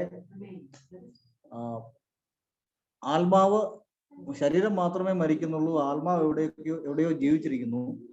ആത്മാവ് സ്വസ്ഥമായി വിശ്രമിക്കട്ടെ എന്ന അർത്ഥത്തിലാണ് റെസ്റ്റ് ഇൻ പീസ് പലരും ഇടുന്നത്. പക്ഷേ നമ്മൾ വീണ്ടും വ്യക്തതയോടെ മനസ്സിലാക്കുക, ഒരു അമർത്യമായ ആത്മാവിനെ പറ്റി വേദപുസ്തകം പഠിപ്പിക്കുന്നില്ല. വേദപുസ്തകം പറയുന്നത് 1 തിമോത്തിയോസിന്റെ ലേഖനം 6-ാം അധ്യായം അതിന്റെ 16-ാം വാക്യം പറഞ്ഞിരിക്കുന്നത്, താൻ മാത്രം അമർത്യതയുള്ളവനും അടുത്തുകൂടാത്ത വെളിച്ചത്തിൽ വസിക്കുന്നവനും മനുഷ്യർ ആരും കാണാത്തവണ്ണം കാണാൻ കഴിയാത്തവനുമായവൻ എന്നാണ് കർത്താവിനെ പറ്റി പറഞ്ഞിരിക്കുന്നത്. താൻ മാത്രം അമർത്യതയുള്ളവൻ. അമർത്യത കർത്താവിന് മാത്രമേ ഉള്ളൂ. ദൂതന്മാർക്ക് പോലും അമർത്യതയില്ല. അപ്പോൾ ഈ മണ്ണിൽ നിന്നെടുത്ത മനുഷ്യന് അവനിൽ മരിക്കാത്തതായിട്ടൊന്നുമില്ല. മരിക്കാത്ത ഒരു ആത്മാവ് ഉണ്ടെന്ന് പറയുന്നത് ശുദ്ധ പോഷ്കാണ്. ആ ഉപദേശത്തിന്റെ പിന്നിൽ ആദ്യത്തെ വ്യാജമാണ് പ്രവർത്തിക്കുന്നത്. നമ്മൾ ചിന്തിക്കുക, വേദപുസ്തകത്തിൽ ആദ്യം നമ്മൾ കാണുന്ന വ്യാജം എന്ന് പറയുന്നത് നിങ്ങൾ മരിക്കുകയില്ല നിശ്ചയം. അത് ദൈവം പറഞ്ഞതല്ല, പിശാച് പറഞ്ഞതാണ്. പലരും ഈ വാക്യം എടുത്തു വെച്ചിട്ടുണ്ട്, നിങ്ങൾ മരിക്കുകയില്ല നിശ്ചയം. ഈ വാക്യം എടുത്തു വെച്ചുകൊണ്ട് പലരും പറയുന്നു നമ്മളിൽ മരിക്കാത്ത ഒരു ആത്മാവ് എന്നേക്കും ഉണ്ട് എന്ന്. ഓർക്കുക, ഈ നിങ്ങൾ മരിക്കുകയില്ല നിശ്ചയമെന്ന് ദൈവമല്ല പറഞ്ഞത്. ഇത് പറഞ്ഞത് സാത്താനെ പറ്റി കർത്താവ് പറഞ്ഞത് അവൻ കള്ളനും അതിന്റെ അപ്പനും എന്നാ പറഞ്ഞത്. ആ സാത്താൻ പറഞ്ഞ ആദ്യത്തെ കള്ളമാണ് നിങ്ങൾ മരിക്കുകയില്ല നിശ്ചയം. ആ ഉപദേശത്തെ നിലനിർത്താൻ വേണ്ടിയാണ് അമർത്യമായ ഒരു ആത്മാവ് മനുഷ്യനുണ്ട് എന്ന ചിന്ത, എന്നൊരു വിശ്വാസം, ആശയം ക്രിസ്തീയ ഗോളത്തിലും അല്ല അവിശ്വാസികളുടെ ഇടയിലും കൊടുത്തിരിക്കുന്നത്. ആദ്യ അവിശ്വാസികളുടെ ഇടയിലാണ് ഇത് ഉള്ളത്. നമ്മൾ ഈജിപ്തുകാരെ പറ്റിയൊക്കെ പഠിച്ചാൽ അവർക്ക് ഇങ്ങനെ ഒരു വിശ്വാസം ഉണ്ടായിരുന്നു. ഒരാൾ മരിക്കുമ്പോൾ ആ ആത്മാവ് ഇങ്ങനെ ഊടാടി നടന്നിട്ട് അവസാനം അവർ വെച്ചിരിക്കുന്ന ആ പിരമിഡിനകത്ത് കടന്നു വന്ന് ആ വ്യക്തി ജീവിക്കും. അതുകൊണ്ടാണ് അവർ പിരമിഡ് ഉണ്ടാക്കിയത്. ഇവിടുത്തെ ഹിന്ദു മതത്തിൽ അത് പഠിപ്പിക്കുന്നത് ആത്മാവ് ഇങ്ങനെ മൈഗ്രേറ്റ് ചെയ്ത് മനുഷ്യരിൽ നിന്നും മൃഗങ്ങളിലേക്ക്, പാമ്പിലേക്ക്, തേളിലേക്കൊക്കെ പോയിട്ട് അവസാനം അതൊരു നിർവ്വാണ അവസ്ഥയിൽ എത്തും. വേറെ ജന്മമരണങ്ങളിൽ നിന്ന് മോചനം നേടും. ഇങ്ങനെ പല രാജ്യങ്ങളിലും പാഗൻ വിജാതീയ വിശ്വാസങ്ങളിൽ ഒരു അമർത്യമായ ആത്മാവിനെ കുറിച്ച് ഒരു പഠനമുണ്ട്. ഈ പഠനം വന്നത് പിശാച് പറഞ്ഞ ആദ്യത്തെ കള്ളത്തിൽ നിന്നാണ്. അപ്പോൾ ആരെങ്കിലും മരിക്കുന്നു എന്ന് പറയുമ്പോൾ ഇല്ല, അവർ മരിക്കുന്നില്ല, ശരീരമേ മരിച്ചിട്ടുള്ളൂ, ആത്മാവ് ജീവിച്ചിരിക്കുന്നു എന്ന് പറയുമ്പോൾ അവിടെ ആദ്യത്തെ കള്ളം വീണ്ടും ഉദ്ധരിക്കപ്പെടുകയാണ് ചെയ്യുന്നത്. നമ്മൾ മനസ്സിലാക്കുക, നിങ്ങൾ മരിക്കുകയില്ല നിശ്ചയം. ആ പിശാച് പറഞ്ഞത് ശരിയാണ് എന്ന് സ്ഥാപിക്കാൻ വേണ്ടിയാണ് ഈ അമർത്യമായ ആത്മാവിലുള്ള ഒരു വിശ്വാസം പല മതങ്ങളിലും പിശാച് കയറ്റി വിട്ടത്. ആ മതങ്ങളിൽ കൂടെ ഇന്ന് ക്രൈസ്തവ സഭകളിൽ, പ്രത്യേകിച്ച് കത്തോലിക്ക സഭകളിൽ ഇത് കടന്നു വന്നത്. അതുകൊണ്ട് നമ്മൾ വ്യക്തമായിട്ട് അറിവുള്ളവരായിരിക്കണം ഇതേപ്പറ്റി. ലാസർ മരിച്ചു കഴിഞ്ഞിട്ട് ലാസർ സ്വർഗത്തിലും പോയില്ല, ലാസർ നരകത്തിലും പോയില്ല, ഈ പാതാളം എന്ന് വിളിക്കാവുന്ന മണ്ണിലായിരുന്നു. അപ്പോൾ മരണത്തിൽ എന്ത് സംഭവിക്കുന്നെന്ന് ശരിയായ അറിവ് നമുക്ക് എല്ലാവർക്കും വേണം. ഇത് പറയാൻ വേണ്ടിയാണ് ഇത്രയും കാര്യങ്ങൾ ഞാൻ കൂട്ടിച്ചേർത്താം. Amen amen amen. Thank you sir, thank you very much. Thank you sir. വളരെ മനോഹരമായ പാഠപഠനവും വളരെ നല്ല ഡിസ്കഷൻ പ്രോഗ്രാം ആയിരുന്നു. ഡിസ്കഷനിൽ സഹകരിച്ച എല്ലാവരെയും ദൈവനാമത്തിൽ നന്ദി അറിയിക്കുന്നു. നമുക്ക് പ്രാർത്ഥിച്ച് അവസാനിപ്പിക്കാം. ദൈവം അനുഗ്രഹിക്കട്ടെ. വി എ തോമസ് സാർ കേൾക്കുന്നുണ്ടോ? സാറ് പ്രാർത്ഥിച്ച് ആശീർവാദം പറയാം. പ്രാർത്ഥിക്കാം. സ്വർഗ്ഗാധിസ്വർഗ്ഗം വസിക്കുന്ന വാഴ്ത്തപ്പെട്ട കർത്താവ് തിരുനാമത്തിന് സ്തോത്രം. ദൈവമായ കർത്താവെ, ഈ സന്ധ്യാസമിതി എടുക്കുന്ന നാളിന്റെ ആരംഭ സമയത്ത് അടിയങ്ങൾക്ക് കൂടി വരുവാനും ദൈവത്തിന്റെ വചനം പഠിക്കാനും ഒക്കെ നൽകിയ അവസരത്തിനായി സ്തോത്രം കർത്താവെ. വചനം പഠിപ്പിച്ച അച്യുതനായി പ്രാർത്ഥിക്കുന്നു. കുടുംബം അവരെ അനുഗ്രഹിക്കണമേ. നേതൃത്വം വഹിക്കുന്നവരെ എല്ലാവരും ഓർത്ത് പ്രാർത്ഥിക്കുന്നു. അനുഗ്രഹിക്കണമേ. അവരുടെ എല്ലാ കൃപകളും നിറയ്ക്കണമേ എന്ന് പ്രാർത്ഥിക്കുന്നു. ദൈവം എല്ലാ കാര്യങ്ങളും നിയന്ത്രിക്കുന്നതിനായി സ്തോത്രം. നല്ല പാട്ടുകൾ കേൾക്കുവാൻ, നല്ല എല്ലാ കാര്യങ്ങളും ദൈവം നിയന്ത്രിച്ചതിനായി സ്തോത്രം കർത്താവെ. അടിയങ്ങളെ ഓരോ ദിവസവും വചനം പഠിക്കുമ്പോൾ ആത്മീയമായി വളരുവാൻ ഞങ്ങളെ സഹായിക്കണം. എല്ലാ സംശയങ്ങളും അകറ്റി ആത്മീയമായി വളരുവാൻ ഞങ്ങളെല്ലാം ഇടയാക്കി തീർക്കണമെന്ന് പ്രാർത്ഥിക്കുന്നു. സത്യത്തിൽ ഏകീഭവിപ്പാൻ, യൂണിറ്റി ഓഫ് ഫെയ്ത്ത് ഉണ്ടാകുവാൻ ദൈവം ഞങ്ങളെ എല്ലാം സഹായിക്കണമെന്ന് പ്രാർത്ഥിക്കുന്നു. ഇപ്പോൾ മരണത്തിന് ശേഷം മനുഷ്യന്റെ അവസ്ഥയെക്കുറിച്ച് വ്യക്തമായി ഞങ്ങൾക്കെല്ലാം കേൾക്കുവാൻ സഹായിച്ചിരിക്കായി സ്തോത്രം. വിശ്വാസത്തിൽ അടിയുറച്ച് നിൽപ്പാൻ ഞങ്ങളെല്ലാം സഹായിക്കണമോ. വഞ്ചനയെ കുടുങ്ങി പോകാതിരിക്കാൻ ഞങ്ങളെല്ലാം സഹായിക്കണമെന്ന് പ്രാർത്ഥിക്കുന്നു. വചനം സംസാരിച്ചമാരെ ഒരിക്കൽ കൂടി താഴ്ത്തി ഏൽപ്പിക്കുന്നു. അനുഗ്രഹിക്കണമേ. മറ്റുള്ള എല്ലാവരെയും നേതൃത്വം വഹിക്കുന്നവരെല്ലാവരും ഓർത്ത് പ്രാർത്ഥിക്കുന്നു. എല്ലാവരെയും അനുഗ്രഹിക്കണമെന്ന് പ്രാർത്ഥിക്കുന്നു. അവിടുത്തെ വരവിനായി ഞങ്ങളെല്ലാം ഒരുക്കണമെന്ന് ഞങ്ങൾ ചേർപ്പാനായി വീണ്ടും വരുവാനിരിക്കുന്ന കർത്താവിന്റെ വലിയ നാമത്തിൽ അപേക്ഷിക്കുന്നു. കൃപയോടെ കേൾക്കുവാനാകണമേ. ആമീൻ. സ്വർഗ്ഗസ്ഥനായ ഞങ്ങളുടെ പിതാവേ, അങ്ങയുടെ തിരുനാമം പരിശുദ്ധമാക്കപ്പെടണമേ. അങ്ങയുടെ രാജ്യം വരണമേ. അങ്ങയുടെ ഇഷ്ടം സ്വർഗ്ഗത്തിലെ പോലെ ഭൂമിയിലും ആകണമേ. ഞങ്ങൾക്ക് ആവശ്യമുള്ള ആഹാരം തരണമേ. ഞങ്ങളുടെ കടക്കാരെ ഞങ്ങൾ ക്ഷമിച്ചിരിക്കുന്നത് പോലെ കടങ്ങളും പാവങ്ങളും ഞങ്ങളോടും ക്ഷമിക്കണമേ. പരീക്ഷയിലേക്ക് ഞങ്ങൾ പ്രവേശിപ്പിക്കാതെ ദുഷ്ടൻ ഞങ്ങളോട് രക്ഷിച്ചുകൊള്ളണമേ. ഇവിടുന്ന് രാജ്യവും ശക്തിയും മഹത്വവും എന്നേക്കും അങ്ങേക്കുള്ളതല്ലോ. ആമീൻ. പിതാവായ ദൈവത്തിന്റെ സ്നേഹവും ഏകജാതനായ പുത്രന്റെ കൃപയും ആശ്വസിപ്പിക്കുന്ന കൂട്ടായ്മയും സംസുഖവും അടിയങ്ങളിൽ നിന്ന് പഠിച്ച വചനത്തോടും പഠിപ്പിച്ച മകനോടും അത് മറ്റുള്ള എല്ലാ നേതൃത്വം വഹിക്കുന്ന എല്ലാവരും കൂടി എപ്പോഴും എന്നേക്കും ഉണ്ടായിരിക്കുമാറാകട്ടെ. ആമേൻ. ദൈവം അനുഗ്രഹിക്കട്ടെ. സർ, ഒരു പ്രാർത്ഥനാ വിഷയം വിട്ടുപോയി. അതാണ് ഏറ്റവും പ്രധാനപ്പെട്ട വിഷയമായിരുന്നു. നമ്മുടെ ബഹുമാനപ്പെട്ട പാസ്റ്റർ AWRന്റെ ഉണർവ് യോഗങ്ങൾ കോട്ടയത്ത് വെച്ച് നടക്കുന്നു. ആ യോഗങ്ങൾക്ക് 3 ദിവസത്തെ ഇന്നും നാളെയും മറ്റന്നാളും നടക്കുന്നു. ആ മീറ്റിങ്ങിന് വേണ്ടിയിട്ട് നമുക്ക് ഒരു നിമിഷം കൂടി പ്രാർത്ഥിക്കാം. ദൈവം അനുഗ്രഹിക്കട്ടെ. PD രാജൻ സാർ കേൾക്കുന്നുണ്ടോ?